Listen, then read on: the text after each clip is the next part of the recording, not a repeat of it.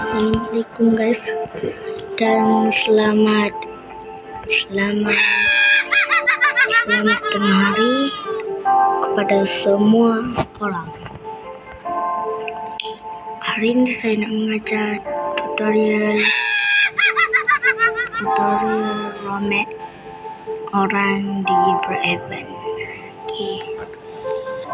Yang pertama, kejap saya nak cakap.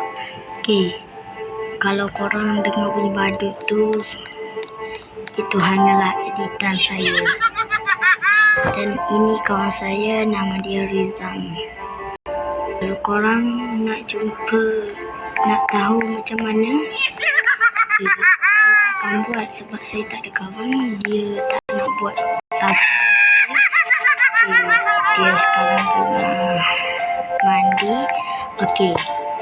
Yang pertama, korang harus buat rumah. Selepas itu,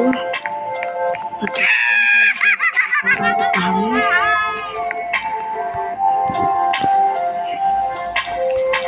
Saya pilih rumah yang bagus.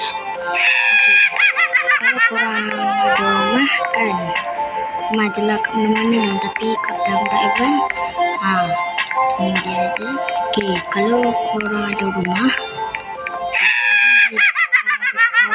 korang masuk dalam rumah korang, tapi korang tak nak bagi dia data suruh cakap dengan kita. Kalau macam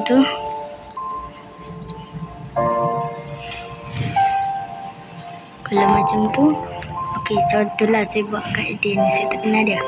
Kalau korang dah ada rumah, korang tekan kat dia, dia akan keluar macam ni. Lepas tu korang pilih lah, keluar macam ni. Pemain dilarang macam ni. Kalau korang tekan ni balik. Lepas tu yang ni lah romek, tutorial romek. Tekan kat sini, dia akan nampak tu kan.